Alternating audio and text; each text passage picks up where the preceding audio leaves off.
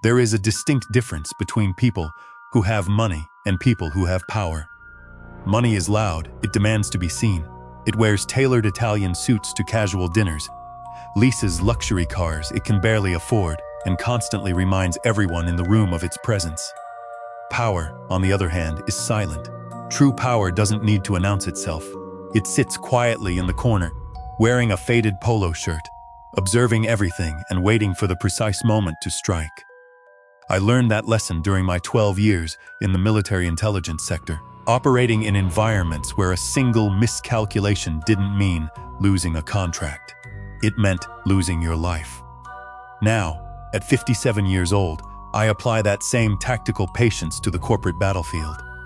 My name is Raymond Cole. If you search for my name on the public registry, you will find a modest tax return and an LLC registered as a freelance handyman service. But if you have the right security clearance, you will see the truth. I am the founder and CEO of Apex Overwatch, a global digital infrastructure and cybersecurity firm. We handle threat neutralization for federal intelligence agencies and multinational corporations. Last year, our revenue crossed the $90 million mark. Right now, I am sitting in my subterranean command center, a biometric-locked secret room located exactly 40 feet below my unassuming 500-acre estate just outside the city limits of Atlanta. The walls are lined with encrypted monitors displaying real-time data streams from servers across the globe.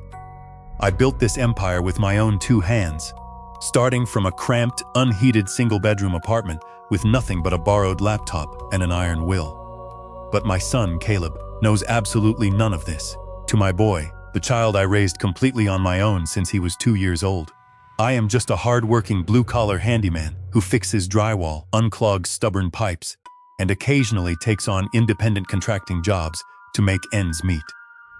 He believes I drive a rusted 2008 Ford F-150 because it is all I can afford. He believes I live in a simple two-bedroom house because that is the ceiling of my financial capability. I know exactly how this sounds.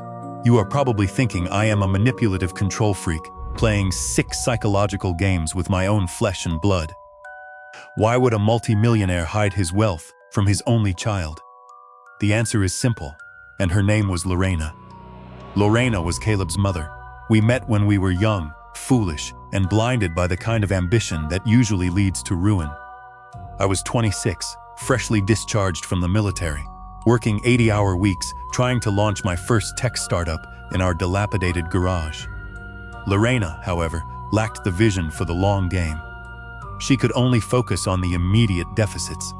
She despised the fact that we couldn't dine at Michelin-star restaurants. She hated our cramped apartment, the second-hand clothes, the vacations we never took. She looked at my grind and saw only failure. When Caleb was barely 22 months old, she packed her bags. I still remember the exact pitch of her voice when she delivered the final blow. She stood by the front door, looking at me with pure disgust, and said, "I didn't sign up to raise a child in this pathetic squalor. You are never going to be the kind of man who can give me the life I deserve." Those words etched themselves into my bones. They became the fuel that kept me awake for 4 straight years, coding until my fingers bled, securing government contracts that no one else had the clearance or the intellect to handle. But more importantly, those words forged a vow I made while holding my screaming toddler in the dark. I swore on my life that Caleb would never equate a person's intrinsic value with the balance of their bank account. I would raise him to understand the dignity of hard labor. I would force him to build his own path, earn his own victories, and experience the world without the corrupting safety net of endless wealth. And for 26 years, my methodology worked flawlessly.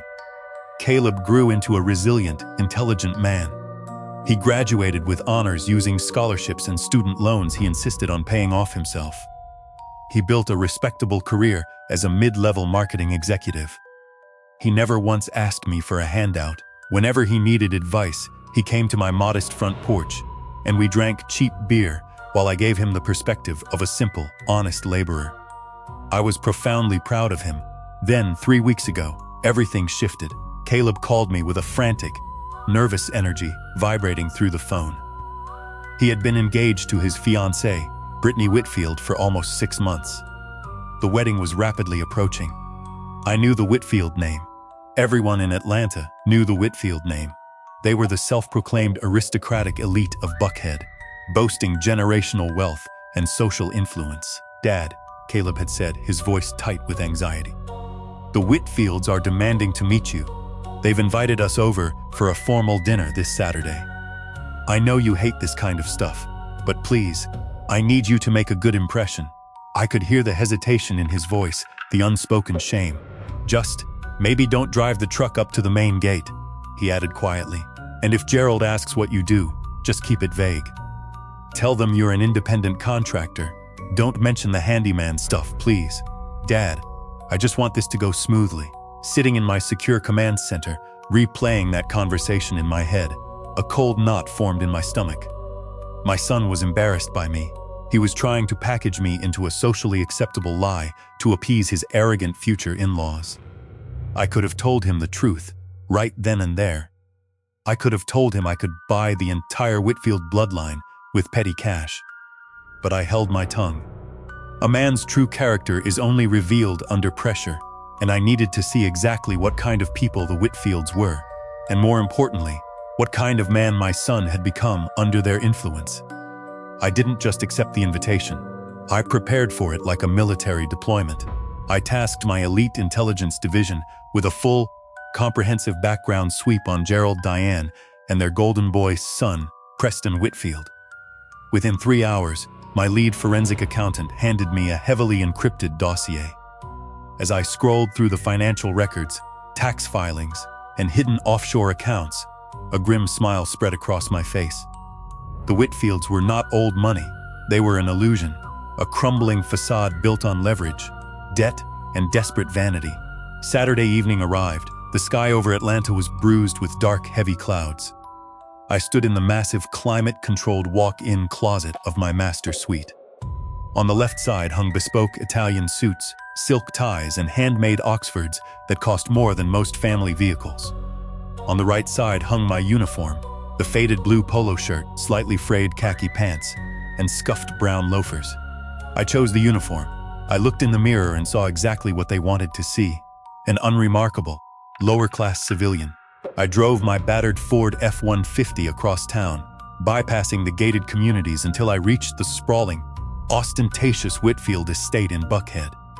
The property was a textbook example of overcompensation. 3 acres of manicured lawns, a pretentious circular driveway wrapped around a towering marble fountain, and 3 imported luxury sports cars parked strategically near the entrance like museum exhibits. I followed Caleb's instructions to the letter. I parked my truck out on the main street, wedged between a landscaping trailer and a local plumbing van. I walked up the long, winding cobblestone path toward the designated side entrance. My tactical training immediately kicked in, scanning the perimeter. Cheap, outdated security cameras mounted at incorrect angles. A faulty electronic locking mechanism on the side gate. A rusted structural support beam near the terrace. The house was bleeding money, and the maintenance was being utterly neglected.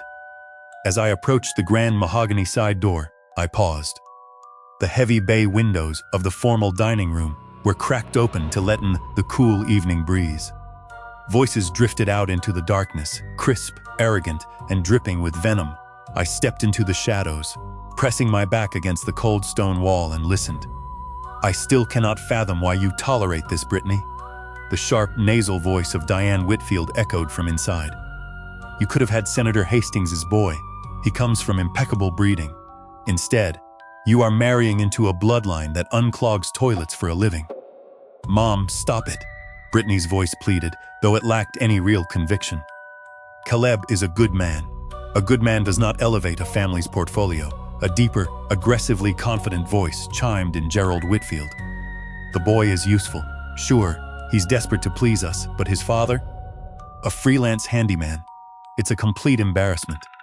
When my associates at the country club ask what the father of the groom does, what am I supposed to say? That he fixes drywall? Just freeze him out tonight." A third voice laughed. It was Preston, the arrogant brother, Make him feel so small, he never shows his face around here again. Hell, if we humiliate the old man enough, maybe Caleb will realize he doesn't belong in our world. We need Caleb completely isolated from his roots if we are going to mold him properly. His father needs to be replaced. I stood perfectly still in the shadows. The night air suddenly felt electric. They wanted to humiliate me. They wanted to break my son's spirit, sever his ties to his past, and mold him into their obedient little lapdog. They thought they were dealing with a broken, defeated laborer. They had absolutely no idea they had just declared war on a man who dismantles cartels for breakfast. That conversation was their first, and ultimately, their fatal mistake. I adjusted the collar of my faded polo, composed my features into a mask of polite subservience, and rang the doorbell. The door was answered by a uniformed housekeeper, who looked at me with the precise mixture of confusion and mild disgust usually reserved for a stray animal. "Can I help you?" she asked, her eyes darting to my scuffed loafers. "Raymond Cole," I replied, my tone perfectly even. "I am Caleb's father. I am here for dinner." She blinked, quickly rearranging her face into a mask of professional neutrality. "Of course. Follow me, please." I stepped into the foyer. It was a cavernous space drowning in excessive opulence.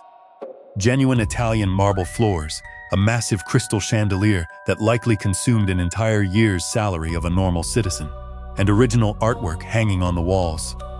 I recognized one piece, a contemporary abstract I had seen auctioned in New York 3 years ago for just north of $200,000. I also knew, thanks to my intelligence briefing, that Gerald Whitfield had purchased it on credit, using a high-interest collateral loan he was currently defaulting on. It was a desperate flex. From a desperate man, I cataloged the environment calmly, absorbing the information without an ounce of intimidation. As I entered the formal dining room, the atmosphere instantly plummeted to sub-zero temperatures. Caleb spotted me first. He rushed over, grabbing my shoulders in a stiff hug, but I could feel the immediate tension radiating off him. His eyes flicked frantically over my faded blue polo and khakis. Relief that I had shown up was battling violently with outright horror at my wardrobe. "Dad," Caleb muttered under his breath. "You made it. Thanks for coming." Gerald Whitfield rose from the head of the long mahogany table. He possessed the deep, artificial tan of a man who spent his life on golf courses rather than in boardrooms. He extended a hand. I took it. His grip was an orchestrated power play firm, dominating, and held exactly 1 second too long to establish dominance. "Raymond," Gerald boomed, his voice dripping with condescension. "We have heard so much about you." The heavy implication in his tone suggested everything he heard was thoroughly disappointing. Diane Whitfield did not bother to stand. She remained seated, extending a single, limp hand toward me, with her wrists slightly elevated, expecting me to gently shake her fingers like a royal subject. She was draped in exorbitant jewelry that clashed aggressively with her sharp, judgmental features. "How quaint of you to join us," Diane purred, her eyes raking over my outfit. "You must be absolutely exhausted from your labor. The traffic coming from. Where is it you live again?" "The South Side?" When I confirmed my neighborhood, she let out a small, dramatic sigh. "Oh my, how brave. I hear the crime rate over there is just dreadful." Then there was Preston, sitting opposite Brittany. He was in his late 20s, possessing the soft, unchallenged physique of a boy who had never faced a single day of actual adversity. He wore a designer blazer and a smug, punchable smirk. He didn't stand. He didn't speak. He simply raised 2 fingers from the table in a dismissive, half-hearted wave. It was the kind of gesture you give a valet driver after tossing them your keys. Throughout my career, I have sat across the negotiation table from hardened mercenaries, corrupt politicians, and foreign intelligence directors. None of them had ever attempted to make me feel as microscopic as Preston Whitfield's finger wave. Not because Preston possessed any actual power, but because his ignorance gave him a false sense of absolute superiority. The seating arrangement was a masterclass in psychological warfare. Gerald commanded the head of the table. Diane anchored the opposite end. Preston and Brittany flanked them, with Caleb seated securely in their orbit. And then there was my seat.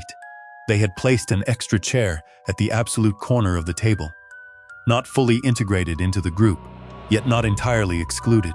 It was the purgatory chair, a physical manifestation of my unworthiness to share their space. I took my seat without a word, unfolding my cloth napkin and placing it deliberately on my lap. The first course was served. 3 minuscule, purple leaves of an exotic salad drizzled with a balsamic reduction that probably cost more per ounce than aviation fuel. Then came the wine. Gerald gestured to the sommelier cart positioned behind him. He proudly retrieved a dusty, dark glass bottle. "We are opening something truly exceptional tonight," Gerald announced, his chest puffing out. "A 2018 Opus 1, a remarkably complex vintage, only the best for family." He poured a generous measure into Diane's glass, then Preston's, then Brittany's, and finally Caleb's. But when he reached my corner of the table, Gerald smoothly pivoted. He reached behind the cart and produced a completely different bottle. It was already open. The label was strategically turned away from me, but I didn't need to read it. I have a specialized sommelier, trained in Bordeaux, managing the private wine cellar at my estate.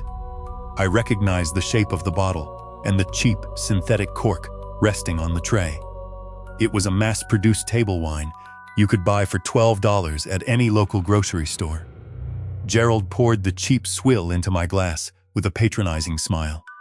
"I know how intimidating complex flavor profiles can be if you're not accustomed to them, Raymond. This is a much more accessible blend, very easy on the palate." They had intentionally served the Handyman cheap wine while drinking a premium vintage right in front of my face. It was a calculated, deliberate insult designed to put me in my place. I looked at Caleb, my son, the boy I had taught to stand tall against bullies. I waited for him to say something. I waited for him to push his glass away and demand they pour his father the same wine. Caleb looked down at his salad. He picked up his fork. He said absolutely nothing. The silence hit me harder than a physical blow. The Whitfield's insults meant nothing to me, but my son's cowardly silence, that cut straight through bone. He was trading his father's dignity for a seat at a table of bankrupt frauds. Gerald, sensing total victory, leaned back and began the interrogation. "So, Raymond, Caleb mentions you dabble in contracting, handyman work, fixing leaky roofs, patching drywall for the locals. It must be exhausting work at your age. How do you manage the physical toll?" "I keep myself disciplined," I replied evenly, my voice a calm, flat baritone. "I find that understanding the foundation of a structure is crucial before you try to fix the surface." Preston snorted, swirling his Opus 1. "Well, physical labor is dying anyway. All the real wealth is being generated in the digital space. I'm actually launching a tech startup. We are developing an advanced AI-driven platform that will completely revolutionize how global corporations handle biometric digital identities." I locked eyes with Preston. "Fascinating. Biometric identity infrastructure is a highly volatile sector. What encryption standard are you utilizing for your server architecture? AES 256, or are you experimenting with quantum-resistant algorithms?" Preston froze. The smug smirk evaporated from his face, replaced by the panicked look of a student who hadn't read the textbook. We are still in the conceptual phase. My lead developers handle the back-end coding. I am the visionary, the ideas guy." "Of course you are," I said, taking a slow sip of my cheap wine. "A visionary. I assume you're actively seeking seed funding then." Gerald aggressively cut in, trying to rescue his floundering son. "Preston has massive venture capital interest. Speaking of investments, Raymond, I am currently involved in a highly exclusive wealth management network. Incredible returns. Usually, there is a $50,000 minimum buy-in, but given our new family connection, I could graciously pull some strings and get you in for $10,000. It could really help you secure a modest retirement." I recognized the pitch immediately. It was a sophisticated, multi-level marketing scam, masquerading as a private equity fund. Gerald wasn't trying to help me. He was desperate for downline recruits to keep his own sinking ship afloat. "That is a very generous offer, Gerald," I said, my voice dangerously soft. Diane chimed in, practically vibrating with faux sympathy. "Oh, and Raymond, I was cleaning out Gerald's closet this afternoon. He has several bags of old suits and dress shirts, high-end brands barely worn, since you two look to be the same size. I would be more than happy to send them home with you. You could really use something presentable for the wedding photos. I'd hate for you to feel out of place. Charity clothes. They were offering me charity clothes. I set my wine glass down. I looked around the table, the sheer audacity, the unearned arrogance. I looked at Caleb one last time, praying he would finally slam his fist on the table and defend his blood. Caleb merely shifted uncomfortably in his seat, refusing to meet my eyes. I had seen enough. The reconnaissance phase of this operation was over. It was time to initiate the strike. I reached under the table and discreetly tapped the screen of my tactical smartwatch. I inputted a specific, encrypted sequence. A secret distress code I had, prearranged with my executive assistant, Michelle. It was the signal to execute Protocol Genesis, the nuclear option. Exactly 14 seconds later, my phone began to ring loudly in my pocket. The sharp, jarring tone shattered the oppressive atmosphere of the dining room. Diane visibly winced, pressing 2 fingers to her temple. Good heavens, do you normally leave your ringer on during formal dinners? I suppose when you're paid by the hour, you are entirely at the mercy of your clients. I apologize, I said, my voice calm but laced with a sudden chilling authority. I didn't reach for my pocket to silence it. I pulled the phone out and laid it flat on the mahogany table. I need to take this. It is an emergency. Without waiting for their permission, I answered the call and deliberately activated the speakerphone. Michelle's crisp, ultra-professional voice echoed clearly across the silent dining room. Mr. Cole, I sincerely apologize for interrupting your evening, but the director of the NSA just signed off on the final clearance. They have officially granted you Level 4 Omega access for the global infrastructure review. Gerald's fork froze halfway to his mouth. A piece of purple lettuce dropped onto his plate. Understood, I replied, my tone shifting instantly from the humble handyman to the commanding CEO of a $90 million defense contractor. What is the status of the Department of Defense contract? Northrop's legal team has fully capitulated, sir, Michelle responded seamlessly. They agreed to your exact terms. They want to execute the contract on Monday morning. Full scope, $18.4 million. Preston's mouth fell open. He stared at the phone as if it had suddenly turned into a live grenade. Schedule the briefing for Monday at 0800 hours, I commanded. Upload the NSA clearance documentation directly to my secure biometric server. And Michelle? Inform Forbes magazine that I am still declining their request for a feature interview. I prefer to remain out of the press cycle this quarter. I dislike the spotlight. Yes, sir. Consider it done. Enjoy your evening, Mr. Cole. The line clicked dead. The ensuing silence in the dining room was so absolute, so suffocating, that you could hear the faint hum of the air conditioning kicking on. I picked up my phone, sliding it back into my pocket. Then, moving with deliberate, excruciating slowness, I reached into the breast pocket of my faded polo shirt and withdrew my wallet. I flicked it open, my black American Express Centurion card forged from solid anodized titanium. The invite-only card issued solely to the ultra-wealthy slid out of the leather slot and clattered onto the white tablecloth with a heavy, metallic thud. It was a sound that commanded absolute attention. My apologies, I said, picking up the heavy metal card and twirling it casually between my fingers.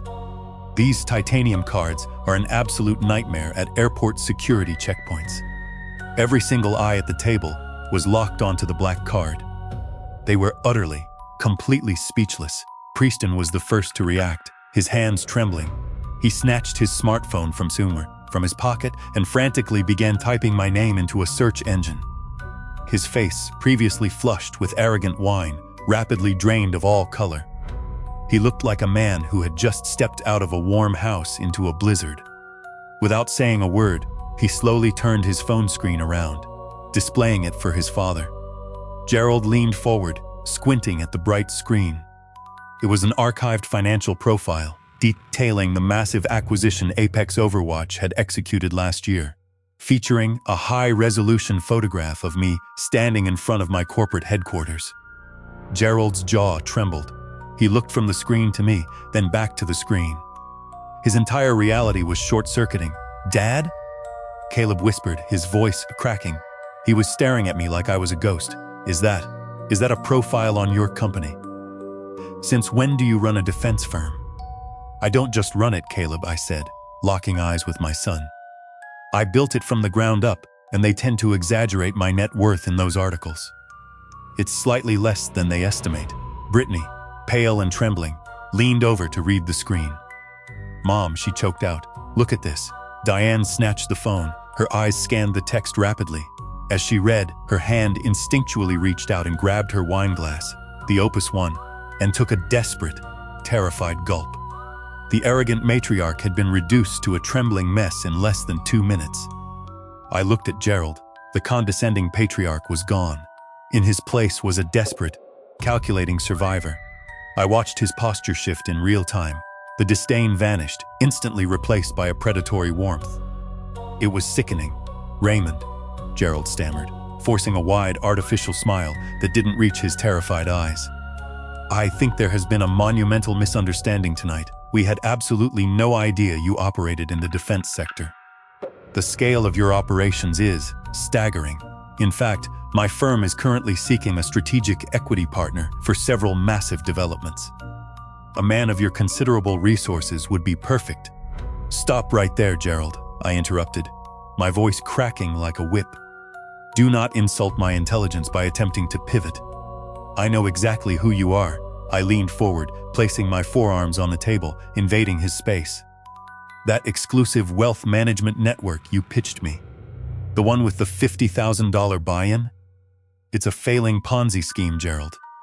And the only reason you are peddling it is because you are drowning." Gerald swallowed hard. "Now, Raymond, that is entirely uncalled for. My finances are a matter of public record if you know where to look." I fired back, mercilessly cutting him off. "And I know exactly where to look. I ran a full forensic audit on this family before I ever stepped foot on this property. You filed for Chapter 11 bankruptcy restructuring exactly 8 months ago. You have over $3 million in unsecured debt. This house is mortgaged 3 times over. The luxury cars in the driveway are leased under a shell company that is currently being audited by the IRS." Gerald's face turned the color of wet concrete. He looked completely shattered. I turned my gaze to Diane. "And you, Diane, offering me used charity clothes while drinking a 2018 Opus One, which, by the way, you purchased on a maxed-out credit card. You sit in your crumbling castle passing judgment on my neighborhood while your own financial foundation is rotting beneath your feet. You are not high society. You are a highly leveraged fraud." Diane gasped, clutching her pearls in genuine shock. She opened her mouth to speak, but no words came out. Finally, I turned my attention to the golden boy, Preston. "As for your groundbreaking AI platform," I said, my voice dripping with lethal contempt, "I had my lead engineers run a diagnostic on your so-called conceptual phase. You haven't written a single line of original code. You copied an open-source algorithm that a company called Frameshift Tech launched and abandoned 2 years ago because it was fatally flawed. You are parading around asking for venture capital for a product that doesn't exist. You aren't a visionary, Preston. You're a con artist in a designer suit." Preston's face contorted into an ugly mask of pure rage. His fragile ego, protected for his entire life by his parents' money, had just been publicly obliterated. With a sudden roar, Preston shoved his chair back violently. The heavy mahogany chair crashed to the floor. "You son of a bitch!" Preston screamed, lunging across the corner of the table. He swung a wild, uncoordinated punch directly at my head. He made a fatal mistake. He assumed he was attacking a frail old man. He didn't realize he was attacking a veteran who had survived hand-to-hand combat in hostile territory. Before Preston's fist could even cross the table, my military reflexes took over. I moved with explosive speed. I didn't even stand up. I simply raised my left arm, executing a flawless tactical deflection, swatting his incoming strike away. In the same fluid motion, my right hand snapped forward. I punched him, hard, my knuckles connected squarely with the side of his jaw with a sickening crack. The kinetic force of the blow lifted Preston entirely off his feet. He flew backward, crashing violently into the sommelier cart. The cart tipped over, sending dozens of wine glasses and the precious bottle of Opus One shattering across the Italian marble floor in a chaotic explosion of glass and dark red liquid. Preston hit the ground in a tangled heap, groaning in agony, clutching his rapidly swelling jaw. He was completely incapacitated. Diane screamed in horror, rushing to her son's side. Gerald stood frozen in shock, his eyes wide with absolute terror. I slowly stood up from the purgatory chair. I straightened my faded polo shirt, completely unbothered by the chaos I had just unleashed. I looked down at Preston, who was whimpering on the floor. "I told you I was a handyman, Preston," I said, my voice deathly calm. "I specialize in dismantling weak structures." The dining room was a scene of absolute devastation. Diane was sobbing hysterically over Preston, who was spitting blood onto the marble floor. Gerald was paralyzed, gripping the edge of the table as if it were a life raft in a hurricane. But I didn't care about the Whitfields anymore. I turned my focus entirely to the only person in the room who truly mattered. I looked at Caleb. My son was sitting completely still, his face pale, his eyes wide with a mixture of awe and profound shame. He was finally seeing me, not as the struggling laborer he had pitied, but as the formidable force I truly was. I walked over to him. I didn't shout. I didn't need to. My voice was a low, resonant rumble that carried more weight than a screaming match ever could. "I held you in my arms when you were 2 years old," I said, every word hitting like a hammer strike. "I raised you alone in an apartment where the heat didn't work in the winter. I worked until my hands bled so that you would never have to know the feeling of genuine starvation. And I did all of it while hiding my success, because I made a vow that I would raise a man who valued integrity over inheritance." Caleb's lips trembled, tears began to well in his eyes. "But tonight," I continued, my voice hardening, "I watched you sit in silence. I watched these bankrupt, arrogant parasites insult your childhood. I watched them offer me charity clothes. I watched them pour me a cheap glass of wine while they drank the vintage. And you didn't say a damn word, Caleb.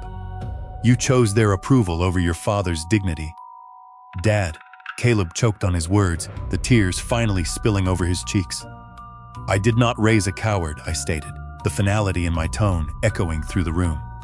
"I need to know if this is the man you truly want to be. Because if it is, then you belong at this table.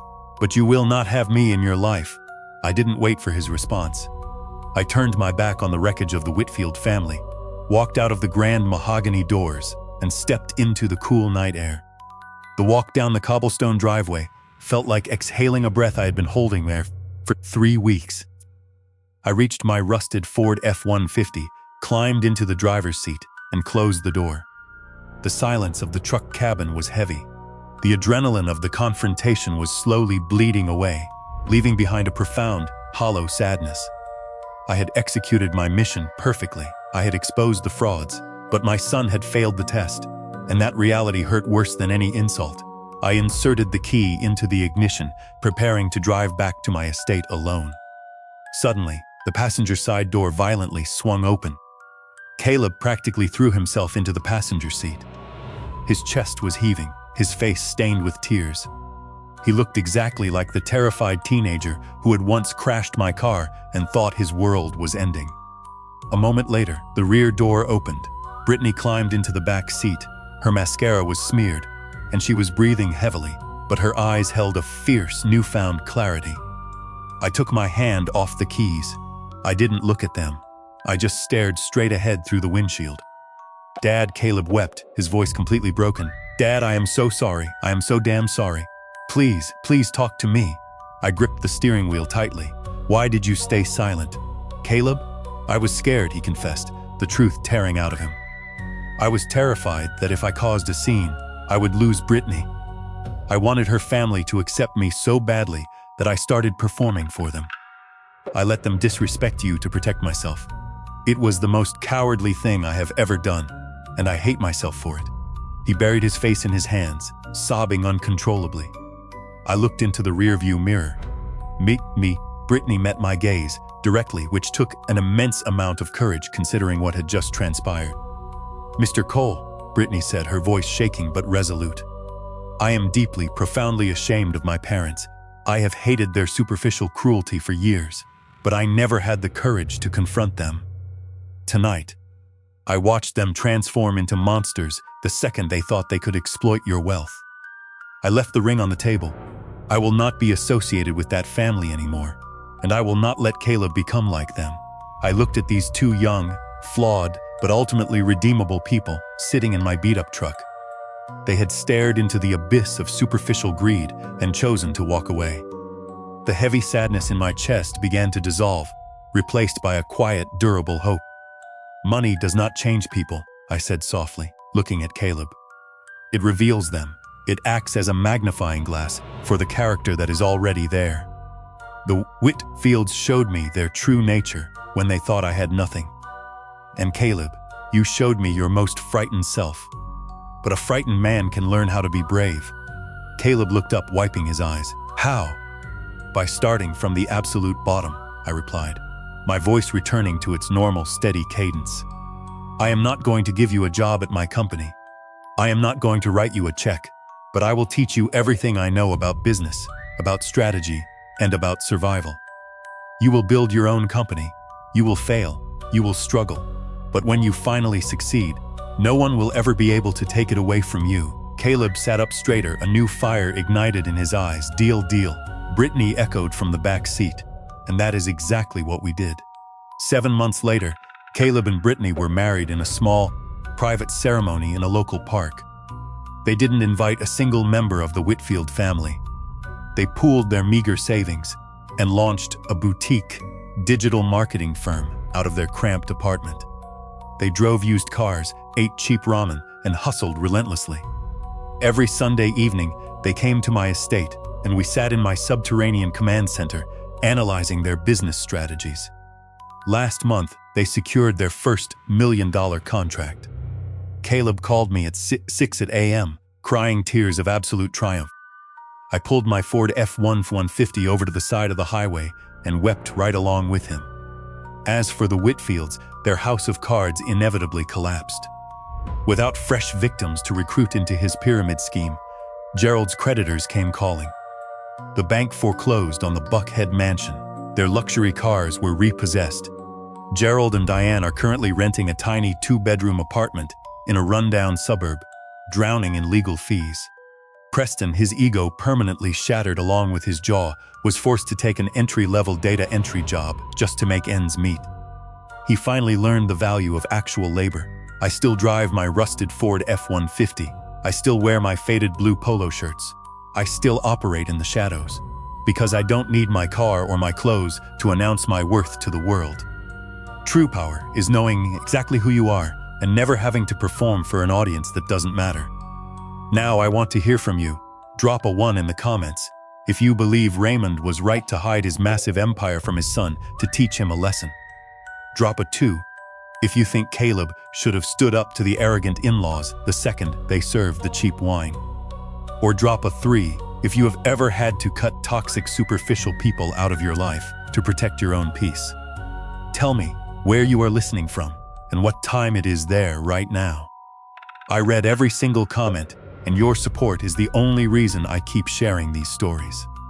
If you have ever been underestimated, judged by your appearance, or forced to prove your worth to people who didn't deserve your time, then remember this: never let their ignorance dictate your reality. If you are new to the channel, please hit that subscribe button and turn on notifications.